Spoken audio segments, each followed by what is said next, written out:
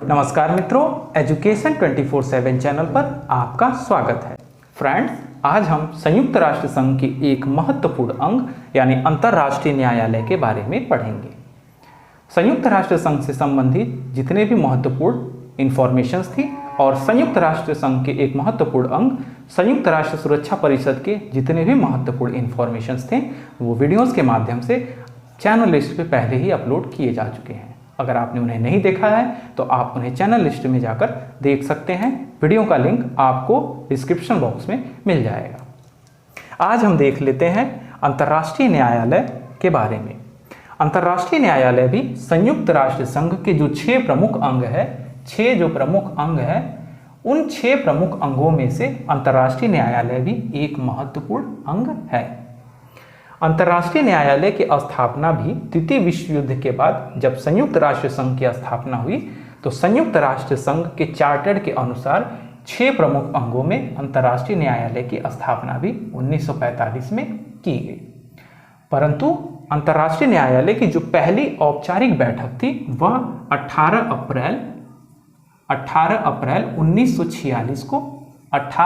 1946 को इसकी पहली औपचारिक बैठक आयोजित की गई। जो अंतर्राष्ट्रीय न्यायालय के अन्य जो प्रमुख अंग हैं वैसे उनके मुख्यालय न्यूयॉर्क में स्थित हैं। न्यूयॉर्क में लगभग सभी के मुख्यालय स्थित हैं, परंतु अंतर्राष्ट्रीय न्यायालय एक ऐसी संस्था है जिसका मुख्यालय स्विट्जरलैंड के द हेग में स्थित है। स्विट्जरलैंड के द हेग में इसका मुख्यालय स्थित है। वैसे अंतर्राष्ट्रीय न्यायालय का मुख्य कार्य जो है वो अंतर्राष्ट्रीय स्तर पर जो 2 या 2 से अधिक देश हैं उनके बीच जो अंतर्राष्ट्रीय विवाद है उन मामलों की सुनवाई करना तथा उनका निपटारा करना अंतर्राष्ट्रीय न्यायालय का प्रमुख कार्य है। अब हम बात कर लेते हैं अंतर्राष्ट्रीय न्यायालय के प्रमुख सदस्यों के बारे में। संयुक्त राष्ट्र संघ के जितने भी अंग 6 प्रमुख अंग है उनमें एक महत्वपूर्ण बात यह है कि उन सभी अंगों में देशों की हिस्सेदारी होती थी। देशों की हिस्सेदारी यानी उनमें देश जो है कि भाग लेते थे। देशों की हिस्सेदारी या भागीदारी होती थी। परंतु अंतर्राष्ट्रीय न्यायालय के मामले में ऐसा नहीं है। अंतर्राष्ट्रीय न्यायालय में देशों की भागीदारी न होकर व्यक्ति विशेष यानी देश से चुने गए जो प्रमुख व्यक्ति विशेष है उनकी भागीदारी होती है।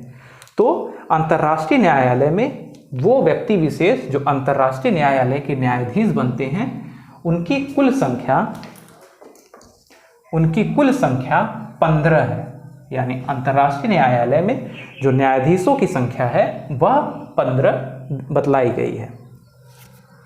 ये 15 न्यायाधीश में से कोई भी 2 न्यायाधीश एक देश का नहीं हो सकता।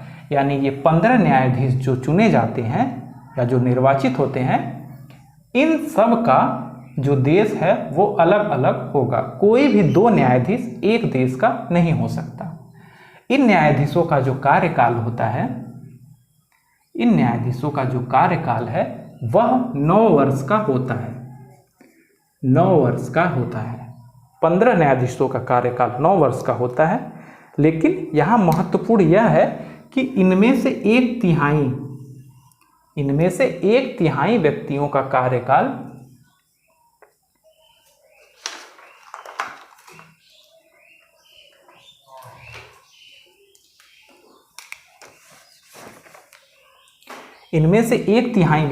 कार्यकाल प्रत्येक 3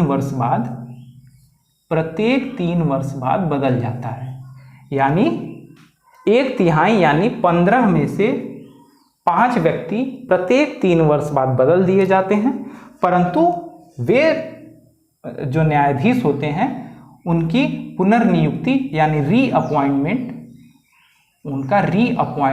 हो सकता है। यानी वो पुनः अंतर्राष्ट्रीय न्यायालय के न्यायाधीश के रूप में चुने जा सकते हैं।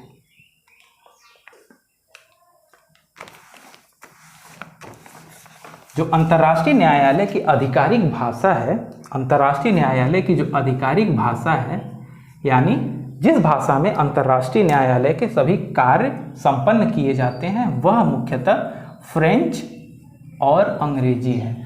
यानी अंतर्राष्ट्रीय न्यायालय के जितने भी काम होंगे वो फ्रेंच तथा अंग्रेजी भाषा में संपन्न किए जाएंगे।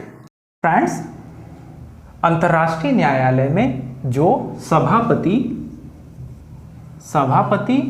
तथा उपसभापति होते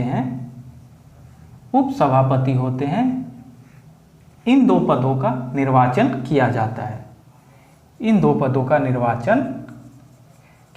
है। निर्वाचन की यह प्रक्रिया संयुक्त राष्ट्र संघ के दो प्रमुख अंगों, पहला खुद अंतर्राष्ट्रीय न्यायालय तथा दूसरा संयुक्त राष्ट्र महासभा के द्वारा किया जाता है। यानी अंतर्राष्ट्रीय न्यायालय तथा संयुक्त राष्ट्र महासभा आपस में मिलकर संयुक्त राष्ट्र के इस अंतर्राष्ट्रीय न्यायालय के सभापति और उपसभापति का निर्वाचन करवाते हैं। वही संयुक्त राष्ट्र संघ के प्रमुख अंग यानी अंतर्राष्ट्रीय न्यायालय के रजिस्ट्रार का निर्वाचन न होकर इनकी नियुक्ति की जाती है। यानी वे व्यक्ति जो संयुक्त राष्ट्र संघ के इस अंग यानी अंतर्राष्ट्रीय न्यायालय में रजिस्ट्रार बनने की योग्यता रखते हैं, उन्हें रजिस्ट्रार के पद पर नियुक्त किया जाता है। वैसे अंतर्राष्ट्रीय न्यायालय में जो 15 प्रमुख न्यायाधीश होते हैं, वे विश्व के विभिन्न क्षेत्रों से निकलकर आते हैं। जैसे क्षेत्रों के अनुसार उनकी संख्या निश्चित होती है। जैसे 3 व्यक्ति एशिया यानी 3 न्यायाधीश एशिया महाद्वीप से, 3 न्यायाधीश अफ्रीका महाद्वीप से, 5 न्यायाधीश पश्चिमी यूरोप और उसके आसपास देशों से, और उसके जो आसपास देश हैं उनसे, 2 व्यक्ति लैटिन अमेरिका से यानी उत्तरी अमेरिका और दक्षिणी अमेरिका के मध्य जो कुछ देश होते हैं और कुछ प्रमुख द्वीप समूह वाले देशों से, और 2 व्यक्ति पूर्वी यूरोपीय देशों से आते हैं। इस प्रकार 15 देशों में 3 एशिया महाद्वीप से, 3 अफ्रीका महाद्वीप से, 5 पश्चिमी यूरोपीय देशों से और उसके आसपास के देशों से, 2 लैटिन अमेरिका और द्वीप समूह देशों से और 2 पूर्वी यूरोपीय देशों से आते हैं। अब हम देख लेते हैं कि अंतर्राष्ट्रीय न्यायालय का क्षेत्राधिकार किन किन क्षेत्रों में होता है। क्षेत्राधिकार से सामान्य तात्पर्य यह है कि अंतर्राष्ट्रीय न्यायालय विश्व के किन किन मुद्दों को या किन किन विवादों को हल करने के लिए अंतर्राष्ट्रीय न्यायालय बाध्य या अंतर्राष्ट्रीय न्यायालय उसमें अपना निर्णय दे सकती है। तो संयुक्त राष्ट्र चार्टर के अनुसार वे सभी 193 देश जो संयुक्त राष्ट्र संघ के अंग हैं, वे स्वतः ही अंतर्राष्ट्रीय न्यायालय के अंग भी बन जाते हैं। यानी इन 193 देशों में कोई भी देश जिसे अंतर्राष्ट्रीय स्तर पर मामलों के निपटारे से संबंधित जो कुछ भी विवाद होंगे, वह अंतर्राष्ट्रीय न्यायालय के क्षेत्राधिकार में आता है।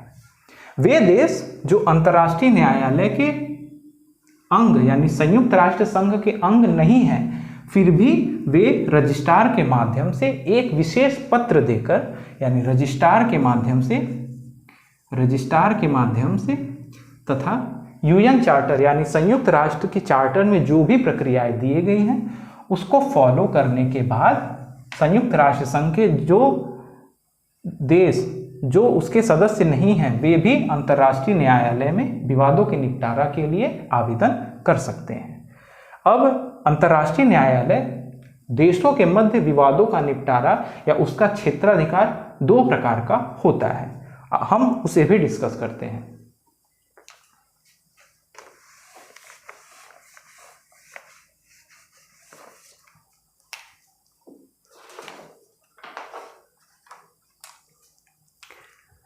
दो प्रमुख क्षेत्राधिकारों में पहला है विवादास्पद क्षेत्राधिकार, विवादास्पद विषयों पर क्षेत्राधिकार, और विचारणीय या जिसपे राय दिया जा सके, यानी विचारणीय विषयों पर।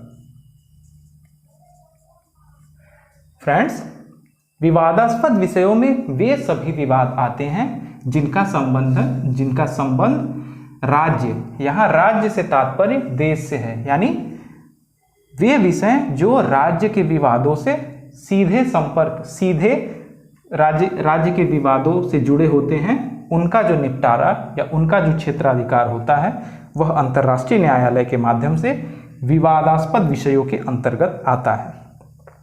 ऐसे मामलों में राज्य स्वयं उसमें पार्टीज होती हैं, यानी जिन दो राज्यों के मध्य विवाद होता है वे राज्य स्वयं उस विषय में पार्टीज होती हैं, तथा ऐसे विषयों में किसी भी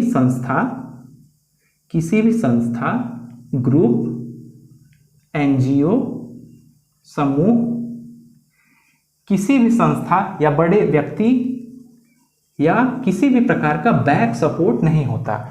ऐसे मामलों में, ऐसे विवादास्पद विषयों में राज्य स्वयं अंतर्राष्ट्रीय न्यायालय के समक्ष जाकर विवादों के निपटारा संबंधी आवेदन करती है, यानी उसमें राज्य का इन्वॉल्वमेंट होना आवश्यक है, जबकि किसी संस्था, ग्रुप, एनजीओ या व्यक्ति विशेष का उसमें इन्वॉल्वमेंट या शामिल होना अनिवार्य नहीं है।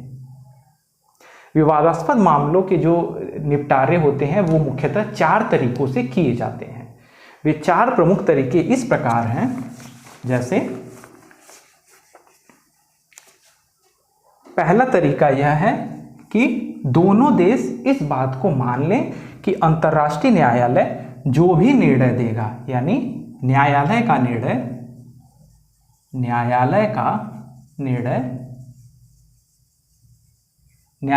निर्णय जो कुछ भी होगा वह दोनों राज्य यानी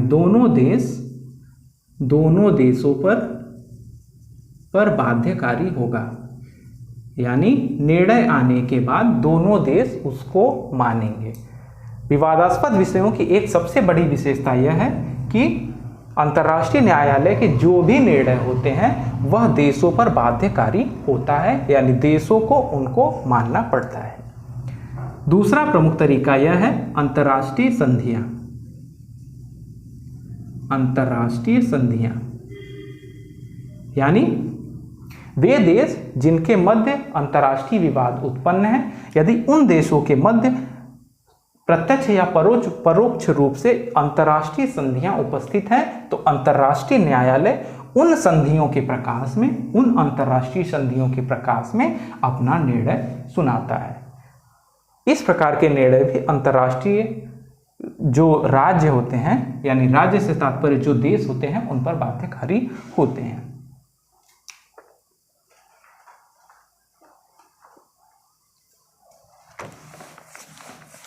तीसरा महत्वपूर्ण तथ्य है ऐच्छिक घोषणा,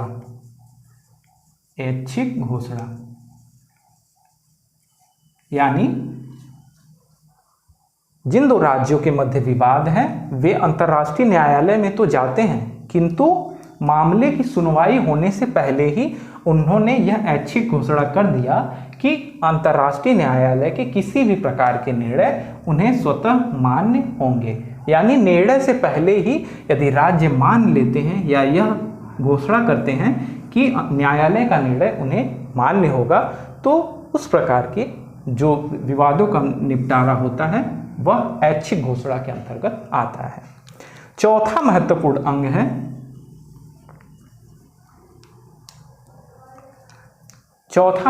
अंग है वह है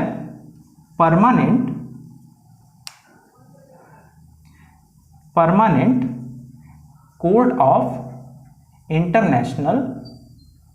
इंटरनेशनल जस्टिस के जो रूल्स दिए हैं, के जो नियम हैं। फ्रेंड्स, अंतर्राष्ट्रीय न्यायालय से पहले जो न्याय प्रक्रिया की जो संस्था थी वह थी permanent court of international justice. यह संस्था लीग ऑफ नेशंस यानी 1920 अर्थात प्रथम विश्व युद्ध के बाद न्याय व्यवस्था को बनाने के लिए की गई थी, लेकिन द्वितीय विश्व युद्ध के बाद जब संयुक्त राष्ट्र संघ की स्थापना हुई तो इस permanent court of international justice का स्थान जो है वो अंतर्राष्ट्रीय न्यायालय यानी इंटरनेशनल कोर्ट ने ले लिया।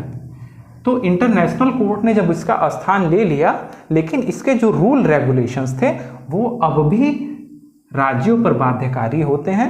तो इस permanent court of international justice के जो भी रूल रेगुलेशंस थे वह उन राज्यों यानी देश पर भी बाध्यकारी होंगे और अंतर्राष्ट्रीय न्यायालय उन्हीं नियमों के आधार पर निर्णय देगी जो दोनों दोषियों पर मान्य होंगे। एक जो विचारणीय विषय होते हैं, विचारणीय विषय एक व्यक्ति का न होकर कई व्यक्ति या संस्थाओं के हो सकते हैं। विचारणीय विषयों में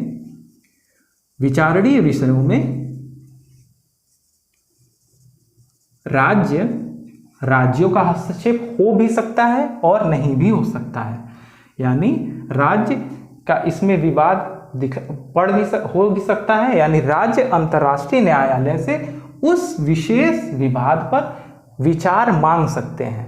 लेकिन विचारणीय विषयों की सबसे महत्वपूर्ण बात यह है कि इससे संबंधित कोई भी देश, राज्य, संस्था, व्यक्ति या व्यक्तियों का समूह अंतर्राष्ट्रीय न्यायालय के उन निर्णयों को मानने के लिए बाध्य नहीं होता। अंतर्राष्ट्रीय न्यायालय केवल उन निर्णयों के संबंध में एक अपना मत प्रस्तुत करती है जिसे मानना या ना मानना देश, राज्य या पार्टीज पर निर्भर करता है। तो आई होप आपको वीडियो पसंद आया। अगर कोई इन्फॉर्मेशन छूट गया है तो आप कमेंट बॉक्स के माध्यम से उसे हम तक पहुंचा सकते हैं, हम उसे अगले वीडियो में ज़रूर कवर करेंगे। तो मिलते हैं अगले वीडियो में, तब तक के लिए गुड बाय।